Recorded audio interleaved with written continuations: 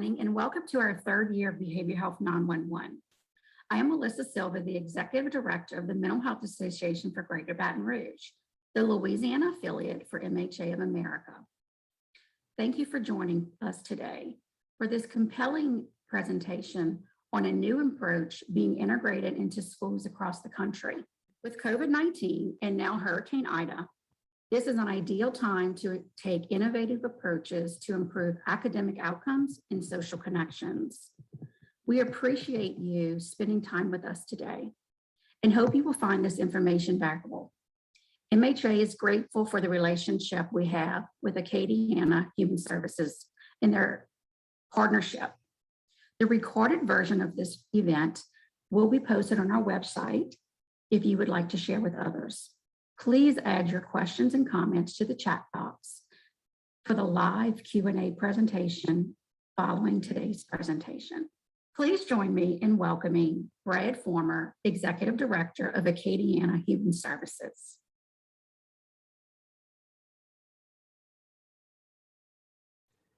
Good morning, everyone. Thank you for joining us today. I'm Brad Farmer. I'm the Executive Director for Acadiana Area Human Services District. We appreciate you joining with us today. Look forward to hearing this wonderful presentation. I hope it is going to be very informative for you. This is a program we are proud to partner with and support within the Evangeline Parish School District. This is an evidence-based practice, and hopefully today you will be able to learn some real tools, hands-on information and experience that you will be able to implement or take a look at and see how you can develop that in your area. So again, thank you for being with us. We appreciate your time. Please follow up with us if there's any questions or comments or anything that we can help you with as we continue with this program. Again, thank you very much. Hi, everyone. My name is Johnette Puskas with PAX Institute. And today I'm going to be speaking to you about something that we titled, It Takes a Village.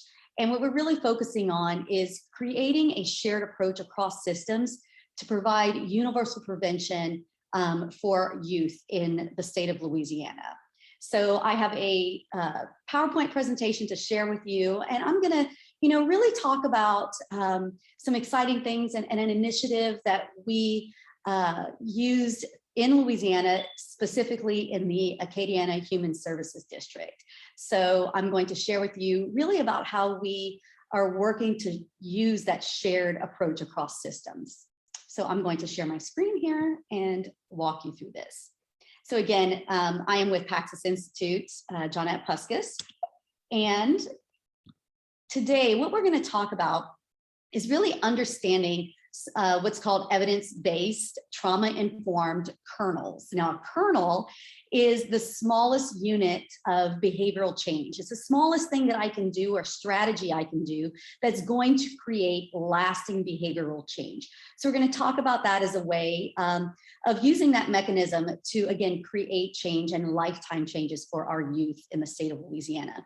And we're going to talk about something called a nurturing environment. And that's really the way that we know moving anyone from just surviving maybe some of their environments that they come from to now thriving. So we're going to talk about ways and practical ways that we're utilizing to, again, really use that shared approach and create that village around our kids. So we're going to understand what's called the PAX Good Behavior Game, understand those outcomes of implementation. Another piece called Understanding PAX Tools, which is those applications for at home, in our community, and again, across systems of care. And we're going to learn about how PAX really can impact your community. So let's see, here's my little map here of that visual for you of exactly what we're talking about when we say that shared approach across systems. So I'm going to invite you to really just think about what it would be like if everyone that comes in contact with a youth in your area, in your community, we were all using these same evidence-based, trauma-informed strategies in our professional practice, or really just any kind of interactions that we have with youth. So looking at this map, and this really gives you a good visual of what we're talking about, of where we can implement strategies to, again, make a difference in a lifetime. Whether that's, I'm going to talk about what we were able to do across a particular community in Louisiana, in schools, homes, think behavioral health, child mental health, juvenile justice, libraries, before and after school care, preschools. Imagine what that would be like if, again, everyone that came into contact with a young person in your community, we were all using this shared approach, again, to create population level universal prevention.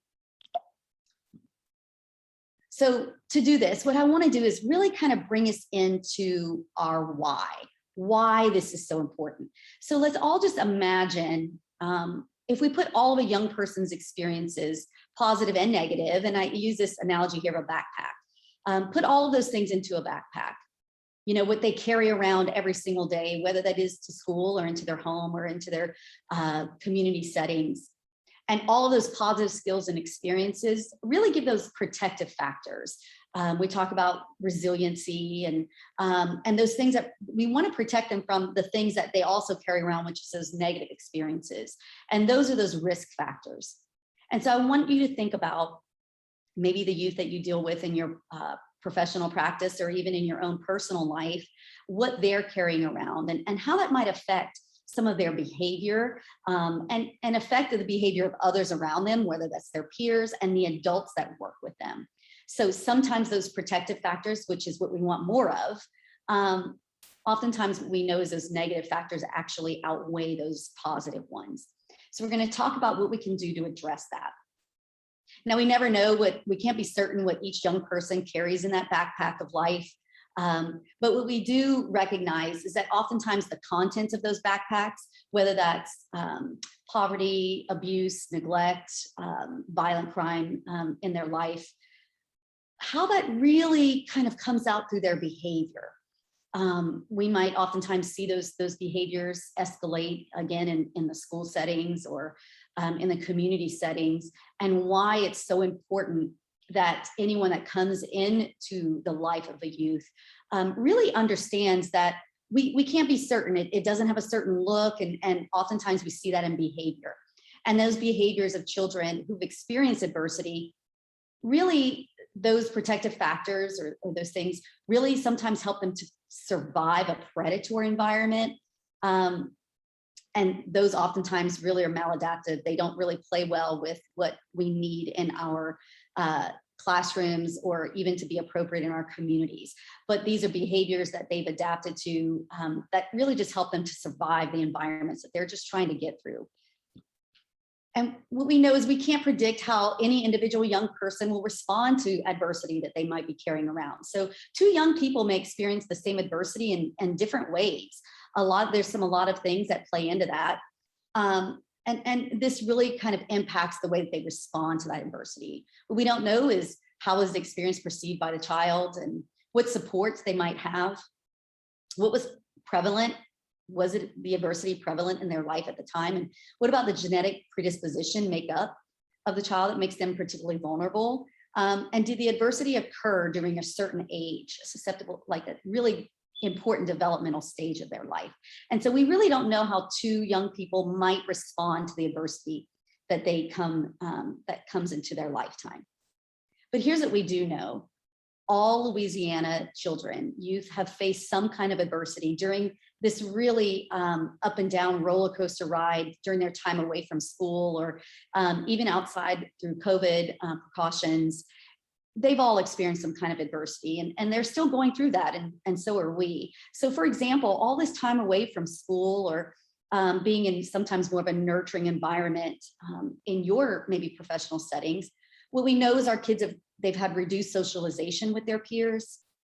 They've had interruption to their regular academics routines, been unpredictable, potentially chaotic environments that they've had to deal with. They have less supervision and fewer clear expectations, less access to basic resources such as lunch and breakfast.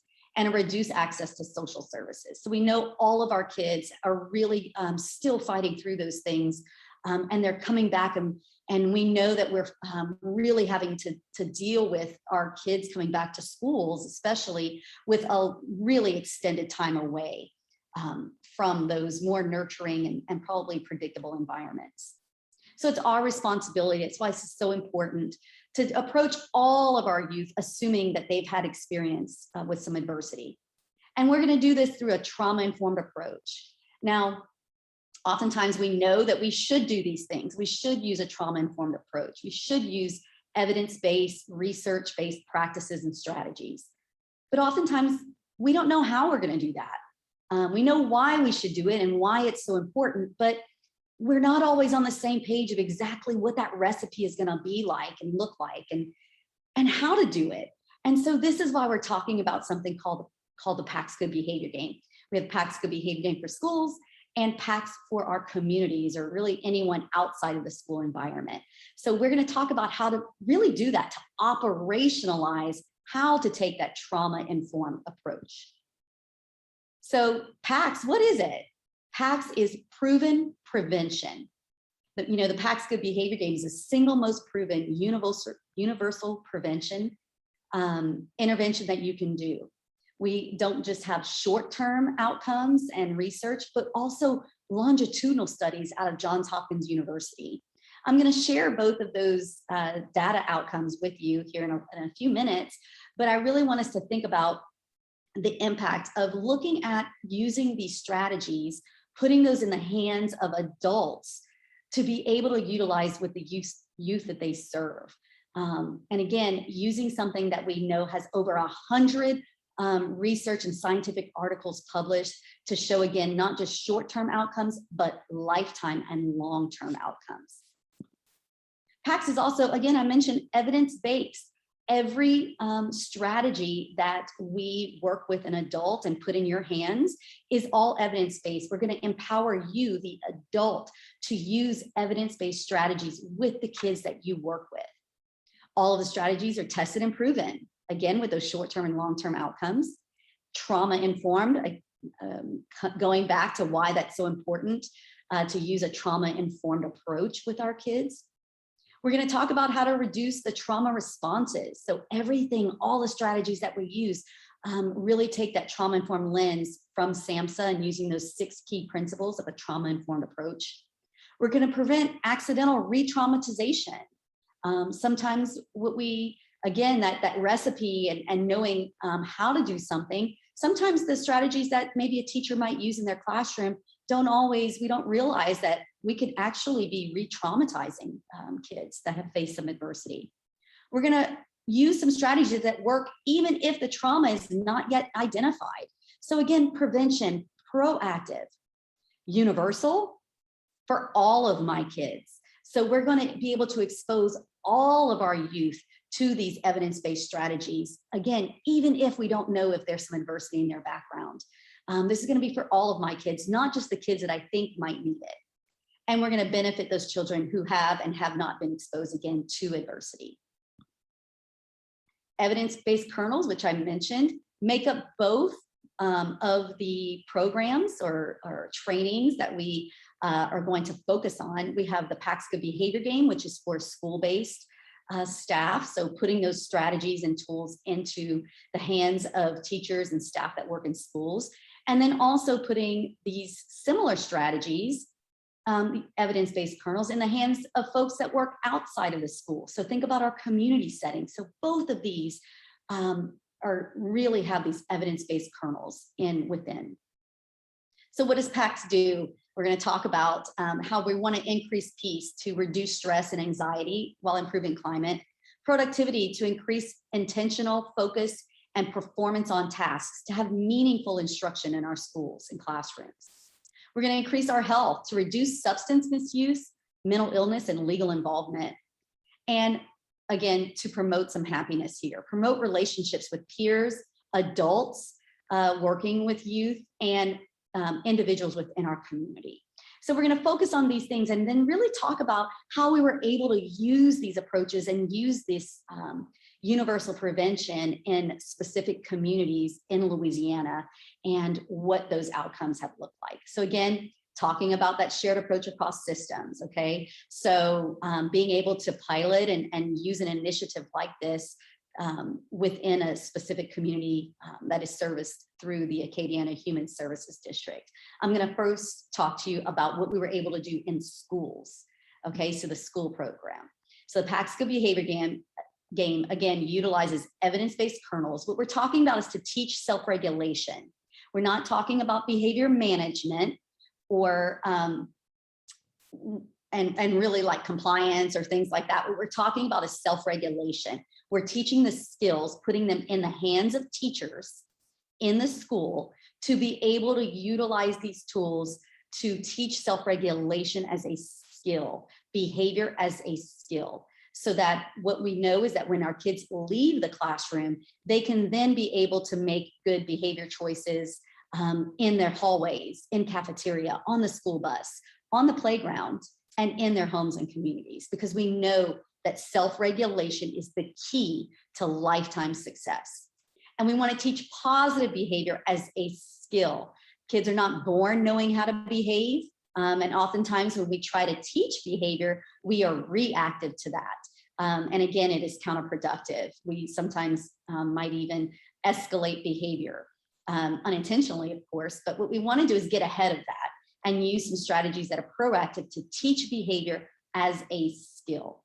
So we're going to implement these strategies to increase academic performances, improve behavioral outcomes, and again, those lifetime outcomes. We're going to impact not just the short-term things, but the long-term.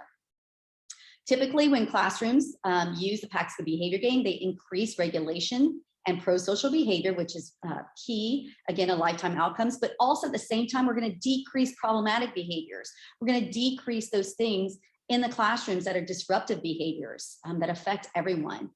And typically, what we know from our data and our research is that our teachers are going to gain back approximately an hour of additional teaching time, meaningful instruction time.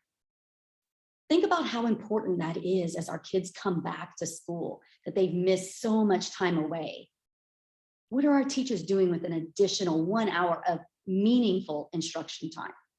We're going to approximately 75% reduction in problematic behaviors, and we're going to have a significant increase in standardized test scores and also in our teacher stress and burnout.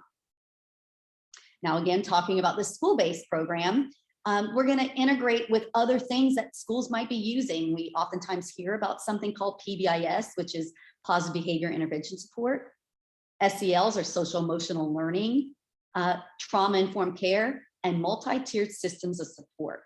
Again, what we're doing is we're going to integrate with what you're already might be using in your schools to say, we're going to operationalize it. Here's how you're going to do it.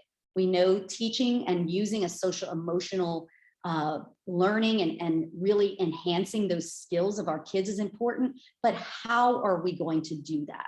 So we're going to give you the tools and put those in this teacher's hands to be able to do it. And we're going to do that by creating a nurturing environment. We're going to create an environment where our kids can not just survive, but thrive and really learn those skills of behavior and positive reinforcement and those pro-social skills to really produce lasting change. So we're going to, through these programs or through this training, again, to put them in the hands of the teachers, is to take our teachers through a 6-hour training where they learn all of these little strategies here. And again, each one is evidence-based. We know will provide change in behavior. But when we teach give our teachers these 10 strategies that they layer on top of each other, we're going to have the most impact. We are going to really think about a behavior vaccine. We're going to give more of it. And so what we're putting in the hands of teachers are all culturally responsive, evidence-based strategies in the hands of the teachers that we know work with their kids. We're just going to use the science that we know is effective, using that trauma-informed approach, using those SAMHSA key 6 principles, to put these evidence-based strategies in the teacher's hands to be able to have lasting change. When we do that, again, talking about this is just a 3-month impact of the PAX Good Behavior Game, utilizing those in our classrooms. This is the reduction in disruptive and inattentive behaviors. What you see here in the red, this is looking at our data, is before, this is our baseline before any of the strategies were implemented by our teachers. And typically we see about in 15 minutes, about 200 disruptive or inattentive behaviors from our kids. Once some of the strategies are implemented, we see, a typical, decrease in those, but let's look at in the green when everything has been implemented, when our teachers are using all 10 of our strategies, these evidence-based strategies, we see again about a 60 to 75% reduction. And this is just under 3 months of implementation. We also see an improvement in our academic scores. So when you decrease those disruptive behaviors, you're going to have an increase in intentional instruction time, focused instruction time. So these are things that my teachers are using while they're teaching language arts and math. We're not doing a separate curricula where someone opens up a lesson plan and teaches us about how to behave. Or we're using strategies while we're doing language arts and math that are effective to improve our stamina to focus. And so we see an improvement in our academic scores. This is just these classrooms that had the PAX Good Behavior Game versus classrooms that did not. We also have a reduction in teacher stress and teacher burnout. So this is a pre and a post. So before training and after training, and really, again, giving these strategies to our teachers in their classroom so that they can be proactive for all of my kids universally, for all of my kids in my entire classroom. PAX also decreases suicidality. So although it's not specifically, it's not designed to be a prevent suicide, it's not a program that we're going to necessarily talk, we're not going to talk about, we don't ever really address that as a program. But what we know in these longitudinal studies of PAX Good Behavior Game is that we're one of only 2 classroom-based interventions that are proven to reduce both attempts and ideation of suicidality. So what we're doing when we use the PAX Good Behavior Game, we reduce an array of other outcomes, including mental, emotional, and behavioral disorders and drug misuse disorder. So when you talk about when we are using these strategies to, again, increase pro-social behavior, move our kids to thriving, to work on these peer relationships, to learn how to reinforce our peers for the positive behaviors that we see in each other, reduce bullying, we are also have those proven effects and impacts to decrease suicidality and ideation in our kids. PAX also helps to improve our student mental health. So this is a study looking at just, again, 1 semester of using the PAX Good Behavior Game versus classrooms that did not. And we see here to the left, we're moving our moderate problem students to moving them to low risk. In a PAX classroom, that's about a 35% difference. So moving those kids from moderate problem students to low risk. And that's impressive just after 3 months. But let's look all the way over here to the right. Moving those high problem students, those students that were those frequent flyers in the office, maybe, oftentimes maybe being suspended from school, moving those high problem students, moving them from high problem to low risk, 10% difference in that PAX classroom. So if I teach a classroom of 30 kids, that's 3 of my kids that are able to thrive and take part in my classroom and really be part of that classroom and not be those frequent flyers maybe to the office. And I mentioned those long-term impacts. So we don't just have short-term outcomes, but we're studying longitudinal studies. And then this is out of Johns Hopkins University in Baltimore City Schools. And this is looking at classrooms that receive the PAX Good Behavior Game for just the PAX Good Behavior Game classrooms versus the control and a randomized control study here.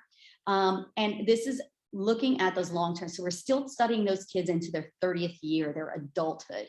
So comparing those kids, they received this for only 1 year in their classroom. So again, putting these strategies in the hands of teachers.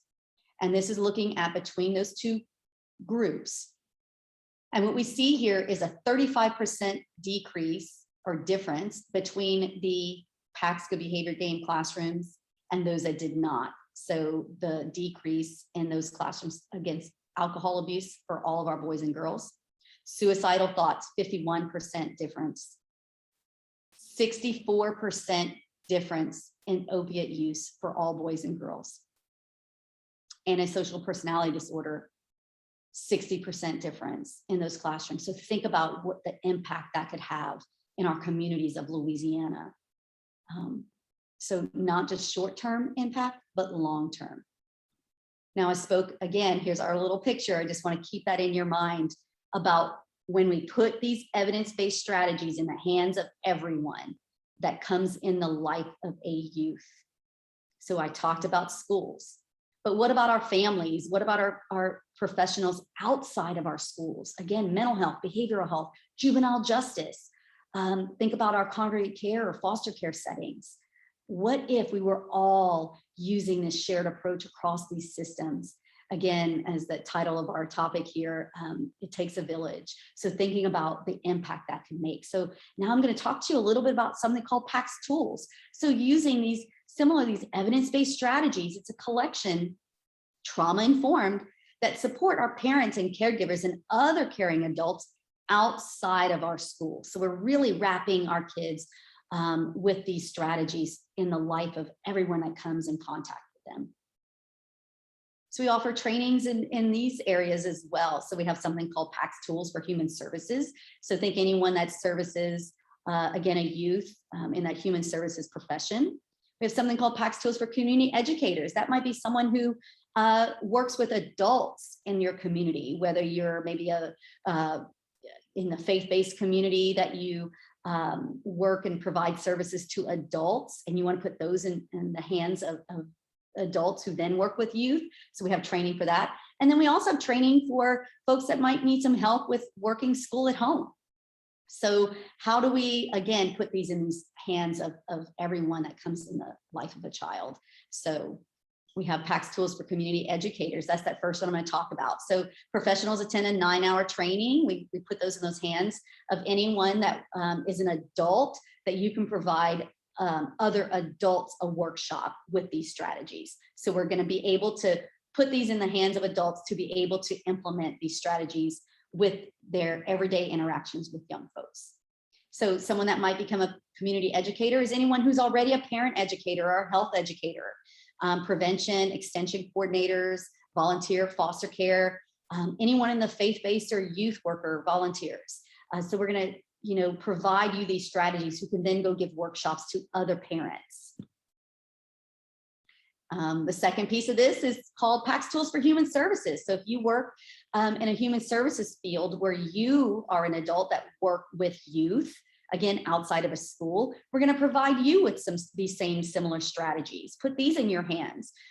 Give you these evidence-based trauma-informed strategies to serve and work with the youth in your professional setting. But we're going to operationalize, again, these trauma-informed approach for agencies and any individual who works with a youth. So that includes strategies professionals to use in your practice or your setting, and steps for guiding. We're going to also give you some guidance if you want to provide some additional steps for any other caregivers or adults to also use in the home. So anyone who can use PAX Tools for Human Services, if you work in behavioral health, before and after school, case management, childcare, child welfare, faith-based staff, juvenile justice workers, out of school time staff, social workers, and youth workers. Again, operationalizing this for everyone, that we're all speaking the same language. We are all using what we know is proven universal prevention.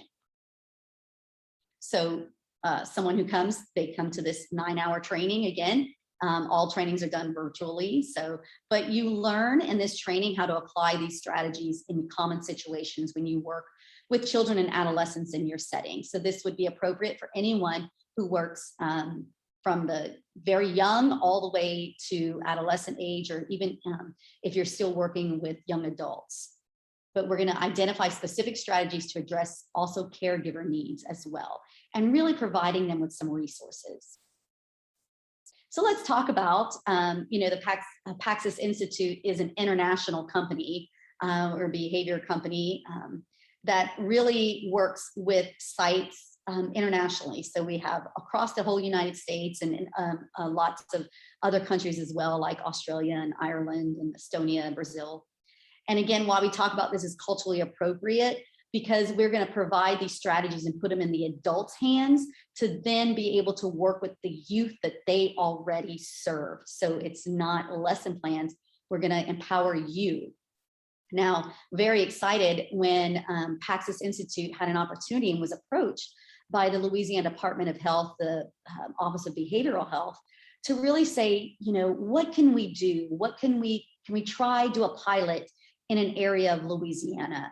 Who can we partner with to bring this and really empower, again, a community? And what would that mean to that community? So I was very fortunate to partner with the Acadiana Area Human Services. And why this is so near and dear to my heart is because although I work for PAXis Institute internationally, I'm from Louisiana. My home is Evangeline Parish in Louisiana. And this is very heartfelt and emotional piece for me here, because really wanting to put these strategies and impact the community that I grew up in, that I still have family in. Although I moved away many years ago, I still come home and see the deterioration of the community that I come from. And so really wanting to make an impact and start there. So I was very excited and fortunate to be able to work with community members and school-based staff through Acadiana Area Human Services. And I'd like to share with you a little bit about just the start and what we hope to be able to expand outside as well throughout the state of Louisiana. But we focus first on the school-based initiative. You don't have to. You can start anywhere. You can start with communities or school-based, but we started with the school-based community in Evangeline Parish. In Evangeline Parish, we were able to really work and train in this initiative, in this pilot, to train all of their teachers. So think about what that would be like, that every student in Evangeline Parish is receiving these evidence-based trauma-informed strategies to reduce their disruptive behaviors, increase their academic performance, but also self-regulation to impact their lifetime outcomes. So every teacher in Evangeline Parish has been trained. That's over 630 teachers across the entire district, 20 administrators. Over 15,000 young people have been impacted by these trauma-informed strategies of the PAX Good Behavior Game. We've trained 3 partners to support. So those are folks that would be coming into the district, that come into the district, already were employed there, but we train them to give them some strategies and additional advanced support to be able to work with teachers and troubleshoot.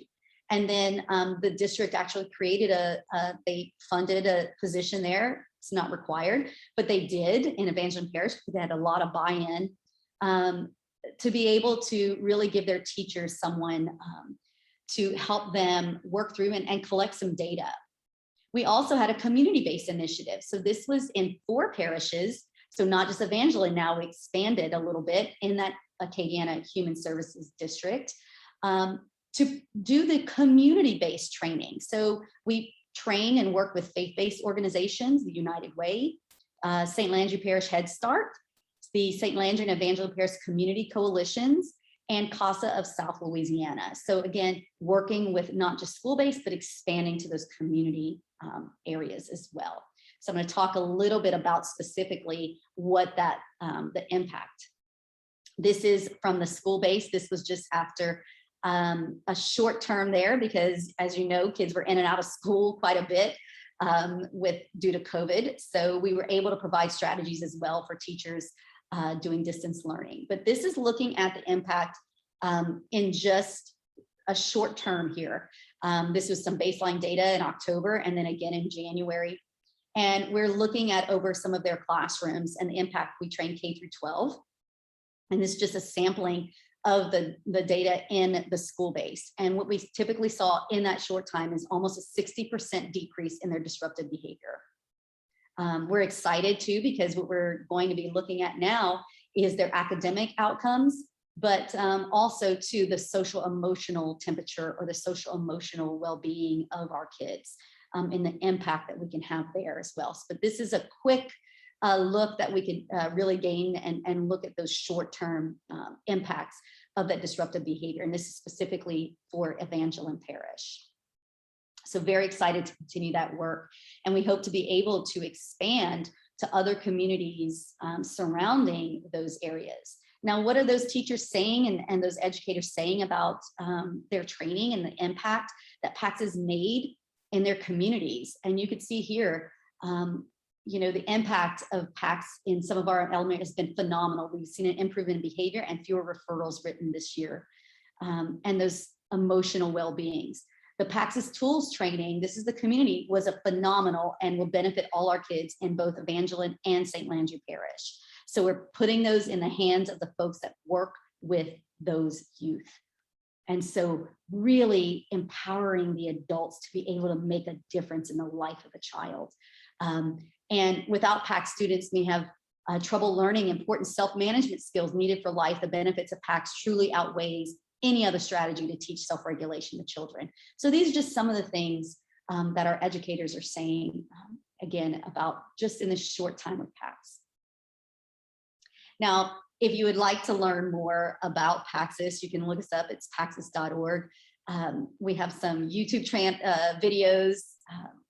You can look up PAX Good Behavior Game or PAX Tools, and you can follow us on Facebook, or, you know, here's my email address, Jeanette@paxis.org. And again, the impact and why we want to, why these areas, again, not just because I'm from there, but I'm going to let you know that that area of Evangeline Parish, especially Ville Platte, which is where I'm from, was recently identified in USA Today as one of the poorest communities in the United States. They face a poverty rate of almost 40% poverty rate in those areas. And actually some of the youth in their the schools are facing 100% of free and reduced lunches in those areas for those kiddos. So it is a very poor community, very high crime rate, one of the highest crime rates in the United States. St. Landry Parish has a town in there that was actually named the second most dangerous town in the entire state of Louisiana, but specifically Ville Platte was named one of the poorest communities in the entire United States. And so this is why we wanted to really take this opportunity to impact and see what we can do to impact a community. And again, use a shared approach across systems to really make a difference, not just in the lives of the children, but also in the adults that serve those youth and the families, and the impact that we can make in this community. And we hope to be able to expand that throughout the entire state of Louisiana, so that, again, we can really use the whole title of understanding that it does take a village to make a change and an impact in our child's lives. So I want to thank you very much for your time and your attention to this very important subject. My name is Sally Morrow. I am the PAX partner and PAX Community Tools Facilitator for Evangeline Parish School District in Louisiana. Here in Evangeline Parish, we have 12 schools. 95% of our teachers are trained to use the PAX Good Behavior Game. Our pre-K through 12th grade teachers, our French immersion teachers, our special education teachers, our band and music teachers. So presently, 95% of our teachers have already been trained to use PAX Good Behavior. The poverty level here at our schools ranked from 60% to as high as 98%. And the crime rate is also high in some areas. We have a wonderful superintendent. His name is Superintendent Doran Lazard, and he's always proactive in finding ways to improve teaching and learning here in our district. Our motto is One Evangeline. Together we can, together we will. Superintendent Lazard was seeking to find a way to improve our students' focus and attention in class. He wanted to provide them with a positive environment to increase test scores. So he was introduced to PAX and he decided to adopt it. So we began using the PAX Good Behavior Game. Soon after using the game, we saw a dramatic difference in our students. So our PAX journey, it started about 3 years ago. At that time, 3 schools in our district were deemed as UIRD schools, which is Urgent Intervention Response for Discipline. After we started using the game district-wide, we noticed a decrease in behavior referrals. We also noticed that our students were developing self-regulation skills, which reduced off-task behaviors, and it improved their focus and attention in class. But most of all, our teachers were happy because the instructional minutes increased. According to the data that's coming from the state this year, 2 of our schools should be released from the status of UIRD, and we contribute this mainly to the use of PAX. The PAX vision is created during the first weeks of school with our students. Students and teachers, they create the vision to identify the unwanted and good behaviors. The PAX vision is so important. The vision creates a common language that identifies the good and unwanted behaviors in both classroom and school. Teachers reference the vision board throughout the day to reinforce and model good behavior. Dr. Embry, he produced a video, What is PAX? And he stated in that video that the vision makes kids feel like they have superpowers. It makes them feel like they're in total control of their environment. This is so true for our students in our district. They feel in total control of their environment. I've noticed that the high school students, when they create their vision, they're more honest and they use some straightforward language to identify the wanted and unwanted behaviors. They use language like, I want to feel more understood, or I want to hear less yelling during instruction in the classroom, or I want to hear more positive words from everyone in the classroom. The PAX vision board is posted in every classroom in our district, and it's used as a living document throughout the day. Many of our students here in our district, they suffer from anxiety. So we use the PAX sticks religiously. The sticks are used in the classroom to reduce the anxiety. It gives confidence to those shy and withdrawn students, and it teaches them self-regulation. Teachers use this kernel in different ways. Some of them pull the sticks to call the kids to answer questions. Some use it during instructional time so they can assign students to different groups. During the summer, we held several PAX tools training with our pre-K parents. Most parents stated the same struggle with their kids. They said the main struggle was getting them up in the morning for school. So the parents decided to use their sticks to the night before, since it was a big issue in the morning when they got ready to clothe their kids. The night before, they would write the names, list the items on the sticks of the clothing. The kids would choose the stick, and then they would know exactly which clothing they would put on the next day. They would also use the sticks to label food items for breakfast, so it wouldn't be a fuss at breakfast time. They would use the sticks also to write their television show or their video show that they wanted to watch after school, so that they would choose a stick to watch a show after school. PAX sticks provides our student with a sense of fairness. This strategy is good to reduce toxic influences in the classroom also. But in this district, we love the Toodle Notes. This is our favorite kernel, the Toodle Notes. The Toodle Notes are written notes of thanks, appreciation, and recognition for one's accomplishments. Students are required to send a Toodle Note to their peers once a week, and also the faculty members. We made an electronic Toodle Note here in our district, and we send Toodle Notes once a week. Our Superintendent Lazor, he even sends out Toodle Notes. And when he sends out a tool note and we know how busy he is, it just makes us feel so much special. It's so powerful. Schools in our district, they have large bulletin boards posted near the main office in their schools to display the Tootle notes.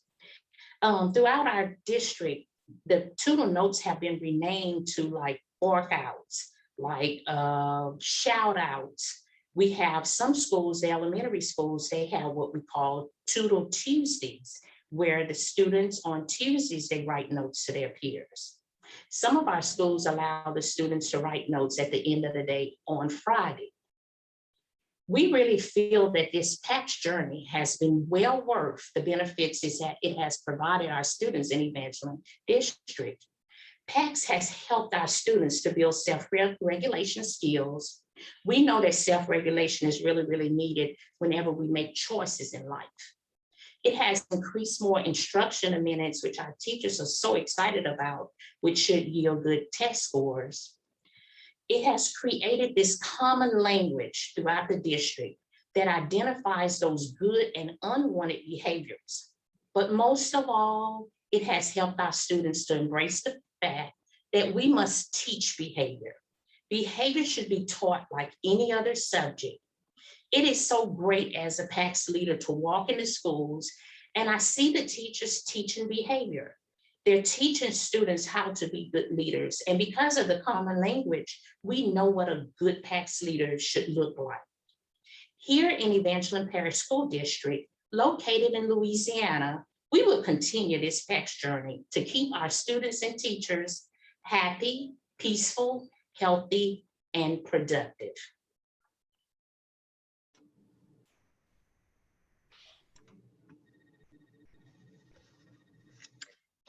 Good morning. I hope everyone is staying dry this morning. I'm Lisa St. Germain with Mental Health Association for Greater Baton Rouge. Before we get to the live Q&A, a few housekeeping items. Thank you so much to our presenters for an informative presentation and for their time this morning. If you have any questions, please put them in the chat and we'll get to as many as we can, time allowing. And for our participants, please look for an email survey towards the end of the week.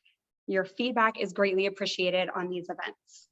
I want to start the Q&A by asking Brad Farmer if you want to add any additional comments to the information that we just heard. Hey, thank you. No, I hope you picked up on a couple of themes and different words. I was jotting some notes, listening to Jeanette. She mentioned these words several times, and I'm so glad she stressed these. This is an evidence-based, it's trauma-informed, culturally sensitive. It's a universal practice. It has long-term impact. So even though this is something that's going on in a school-based program right now, would you think, oh, that's only for a school year or a couple of months, or it's a few minutes in a classroom? It changes that entire environment, and those are powerful words, and that's what everybody is looking for in terms of outcomes, in terms of funding, if you will, from the level of the things that I have to look at, or is someone going to approve this, or how is it going to be accepted or viewed, and it covers all those bases.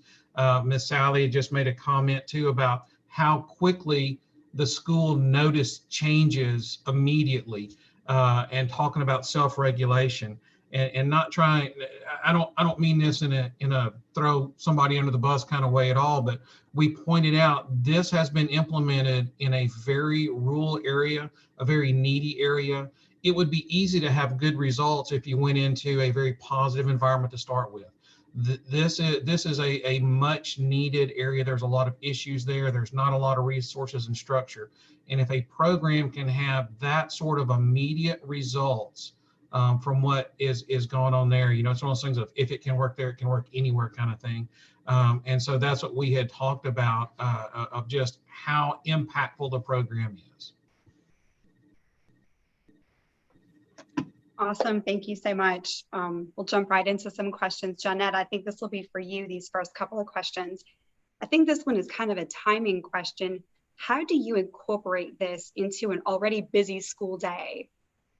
That's a great question. A lot of folks ask that, and remember, it's not a program. It's not where I get out my manual and and do PAX time. These are strategies that are used while I'm teaching. So although we put them in the hands of, we do a community-based piece and a school-based piece, the reason that we talk a lot about the school-based piece as well is because that's where kids actually probably spend most of their time, or their most nurturing time is in structured time of the school. But I know, is coming from the world of education, I needed strategies to keep my kids focused and attentive while I'm teaching math and language arts. So it's very different from, say, like maybe another program where the kids, you take time out to do this.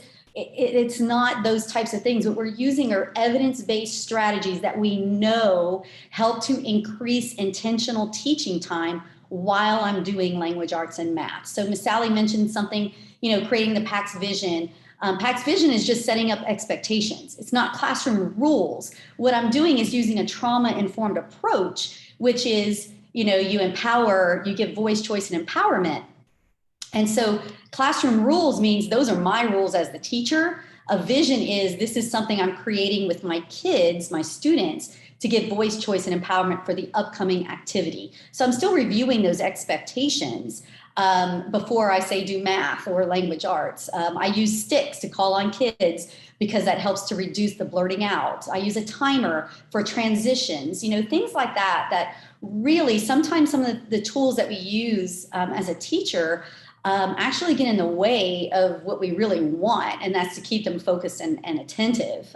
We react to behavior, which takes like so much of my energy and pulls us away from teaching. But what if I had proactive tools to address behavior before it escalates?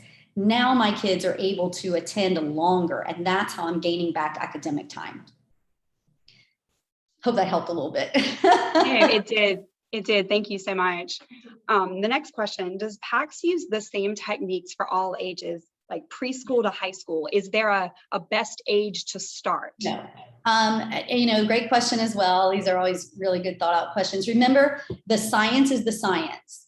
It's evidence-based, trauma-informed, research-based strategies. The tools don't change. What does change is, this is why it's all, culturally appropriate, because what I'm doing is I'm teaching the teachers the strategies who then know how can best use them with their own students. So if I need to make an adaptation to it, if I need to adjust it a little bit, I will do that because I know it works best for my kids. So for example, one of the strategies we talk about is, writing notes, these like positive reinforcement type notes, the shout outs, Miss Sally called them. We call them tootle notes, but that might be too tootle just because it's opposite of a tattle.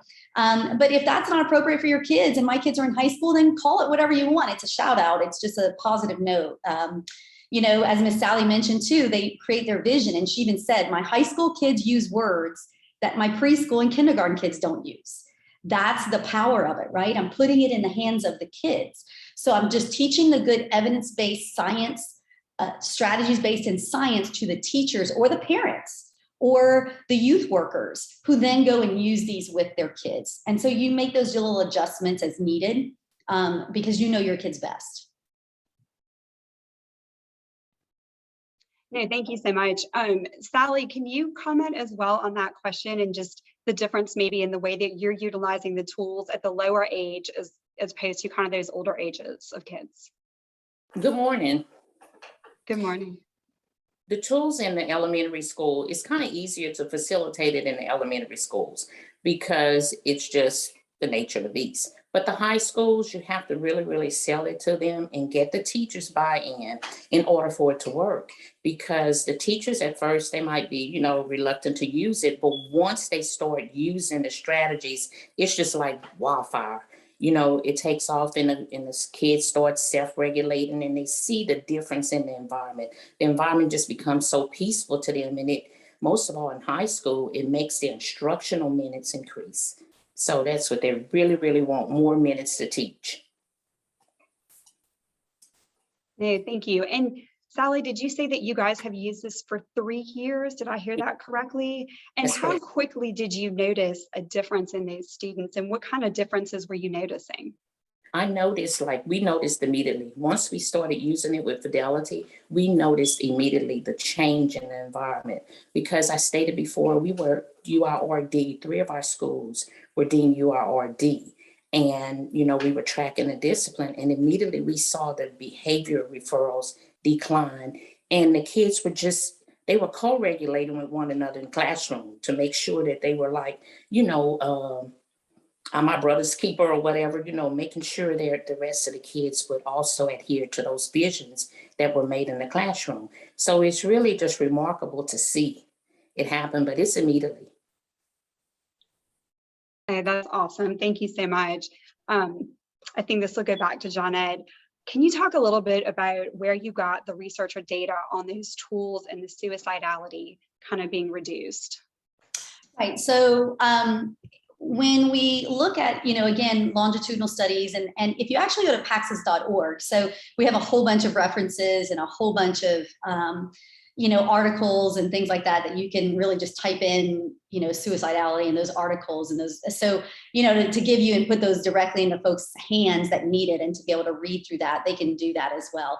So, but the studies, again, it's really looking at, not coming in with a suicide prevention program. We're not addressing that, but just knowing and the studies coming through that when you teach peer recognition for the positives through those, when you really change the way that kids see themselves and they see their peers, that really helps to reduce the ideation and the suicidal thoughts, because we know that peer reinforcement is the most reinforcing relationship at that age that our kids have. And so it's really remarkable to be able to, have those programs put in place with really never talking about it, but putting those strategies, those evidence-based science strategies in place so that our kids build up that peer relationships, because those are so reinforcing. And that's one of the things I know Miss Sally will talked about too, and noticing right away that the kids getting along and the peers getting along with each other,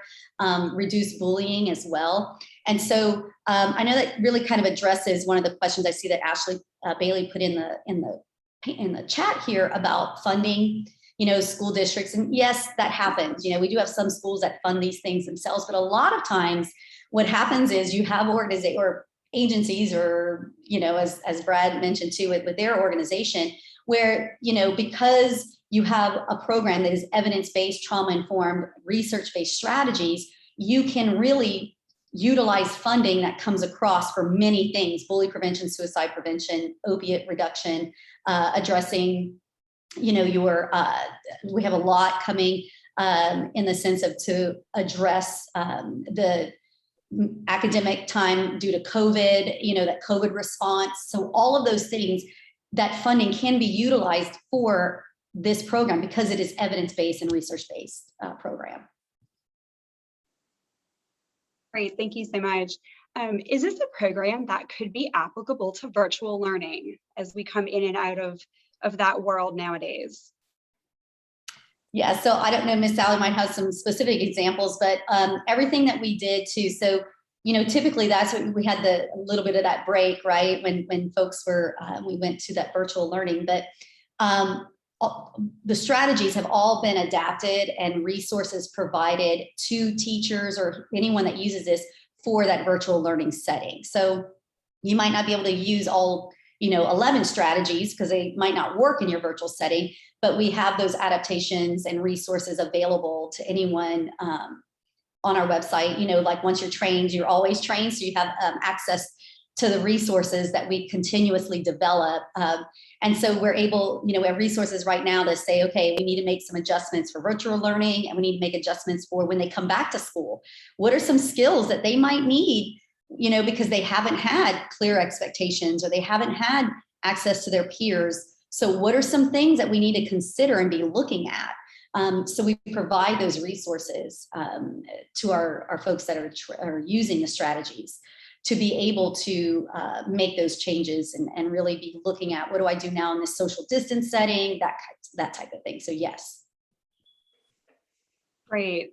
And Sally, what kind of feedback were you guys getting from the parents of these students after you implemented these tools? Well, first of all, we sent home the newsletter and we introduced the program, and we had a parent meeting with Title I where all the parents come in, and, we introduced all our new programs for the coming year. And we taught them the same thing that we taught our kids in the classroom. And we kind of spoke to them about the language, to listen for certain things like kernels. They wouldn't understand, like if someone were to come home and say, we learned a new kernel today or something, they'll say kernel, that's unique to PAX. So we kind of introduced the language to them. So the parents are on board, and we send home tutor notes, to the parents, electronic tutor notes. And it's just a catch-all for all to use so that we can make the environment good and, help the kids to become good leaders. So later on in life, they can look back and say, hey, we had a program named PAX, and this program did thus and so for us.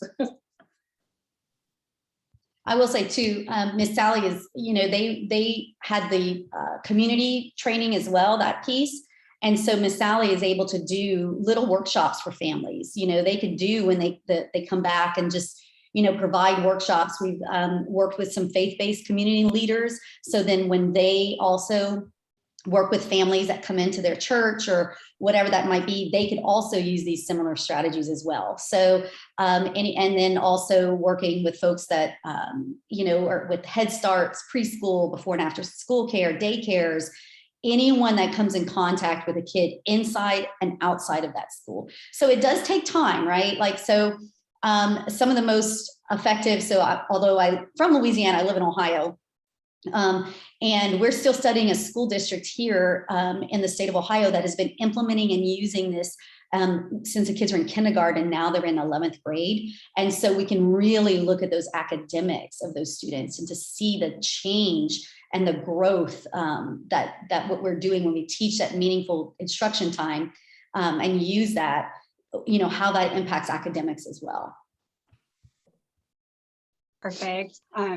So we had a question come in. Are you familiar with the I Got Caught Being Good program that rewards students for their good behavior, student good behavior program that perhaps gives free meal coupons or even something bigger, end of the school year rewards, etc.? Yes.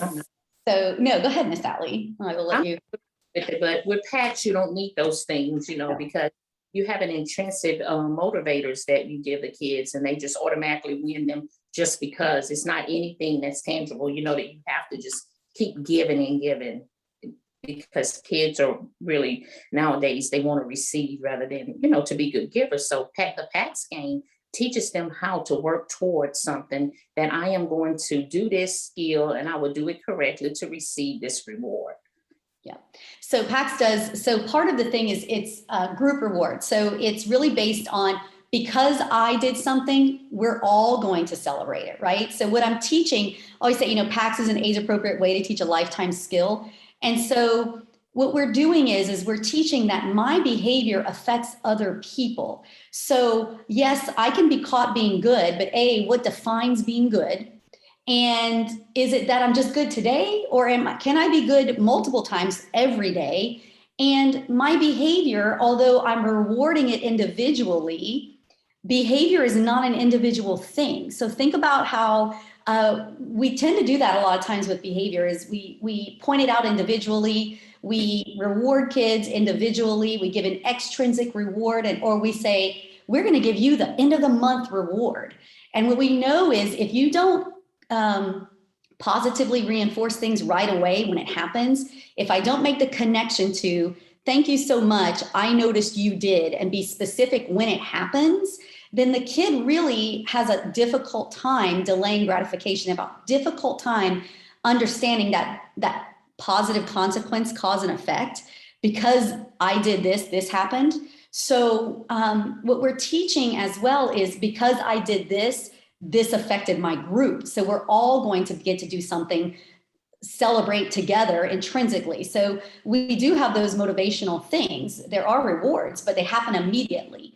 It's, you guys, I noticed we were all walking with our hands by our side in the hallway. We're going to get to do, they get to do something fun for 30 seconds. What I'm also doing there is, again, using research-based strategies. I'm teaching my kids to, in terms of excitement. So I'm exciting them We're going to get to do something fun together, and then we're going to stop in 30 seconds or a minute and switch and get back to work. I'm teaching them to escalate, stop, put on their red light in their brain, which is self-regulation, and switch and go back to a new task. So I'm doing all of those things while I'm also intrinsically rewarding them. So it's really, really using those strategies. Again, I want to point out, we're talking universal prevention.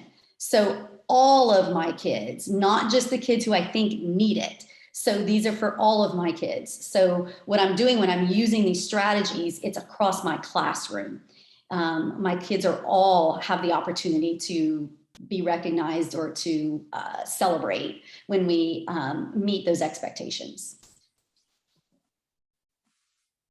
Great. We had a kind of technical question. Do you think that utilizing the Adverse Childhood Experience Assessment, ACEs test, could be beneficial in schools? I'm going to probably turn this over to Brad because he has that background. But remember, ACEs doesn't capture everything, right? That ACEs test or that thing, and it doesn't capture. So what I always say too is sometimes those adverse things or those ACEs, or they don't always show up. They don't always come, you know, that's why we take that universal trauma-informed approach with everyone, because you just don't know, you know, and so sometimes it comes out in behavior, but we also, you know, look at, you know, some anxiety, some shyness, some withdrawn, but the ACEs study of those questions or things like that doesn't always capture all traumatic experiences or things like that. But I don't know if Brad Well, has. I was just gonna, I was gonna add on. I don't think it's a bad thing by any means. I think it helps identify some of the specific issues that are going on, but it doesn't necessarily give you any tools to, okay, what do I do about that now? Right. You know, it helps bring things to light. It helps, you know, identify issues and maybe put if you want to use a cause and effect type things of, oh, this person's acting this way because this is in their background. Well, okay, that's good information to have. It is, but what do you do with that? And I think the point is where PAX comes at it, maybe assuming some of that's going on or doesn't really need a specific cause. Here's what we are going to do to address behaviors. So it just depends on which one of those you really might want to focus more on. But I think the more information you can get on any individual it can be helpful. And I don't think saying going through an ACEs assessment or being really focused on ACEs and PAX, I don't think those conflict with each other. I would also, that's a great, I would also too recommend or just also point out that another great measure could be, we utilize a strength and difficulties questionnaire, the SDQ. So that really looks at quite a few questions specifically. And there's one that, you know, teachers can take and parents can take and other people that work with kids, but it really gets pretty specific, and that could be done for all of your kids. So strength and difficulty, SDQ, strength and difficulties questionnaire. And that's another great measure as well.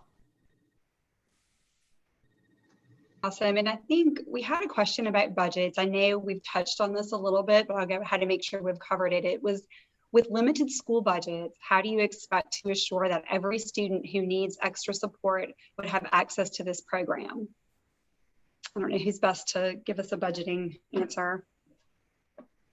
Well, again, again, a lot of it is because it's really looking at working through some of those agencies that are in your area. I know I'll let, but, you know, typically, you know, because PAX, again, is research-based trauma-informed strategies, it fits a lot of the monies that come down for things that can be spent, whether that's bully prevention, suicide prevention, raising test academics, social emotional learning, PBIS, you know, all of these things. So for example, in the state of Ohio, we've been implementing this for 13 years.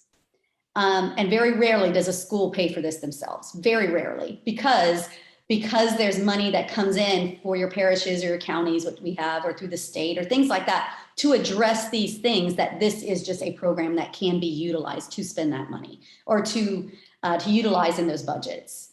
But again, remember, that's why we train the teachers, because once a teacher's trained, they're always trained.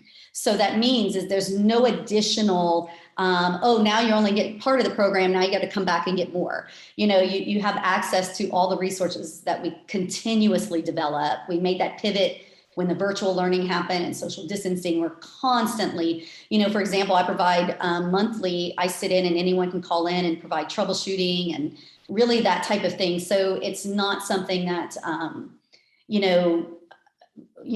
have suddenly, these kids need this, what do I do? That's why we put the tools in the hands of the adults. And then they'll always have the strategies and access to those strategies. Yeah, and to tag on to that, again, because what we're talking about with it being an evidence-based program, I mean, if you're seeking grant funding or want to pursue a grant to help support this, the way the program is designed, there are things that can be program deliverables or, performance indicators, contractual obligation, a statement of work. Those are some of the words that we use. It's simple to monitor, if you will, of, hey, we will do X. Okay, that's easy to track and report. Was this done? One of the slides we showed early on was, this is how many people receive training. This is how many students have been exposed to this program. Those are the things that you have to look for when you're reporting back to those funding organizations, if you will, of, hey, we use this money to implement this program and here are the results. Here is some of the, the clinical data, if you will. We can show, again, like Miss Sally said, we can show X percent decrease in those negative behaviors or whatever behavior you want to track, or we have an improvement in attendance. We have this. So there's all sorts of ways you can do to, that just helps with receiving that outside funding and being able to monitor that.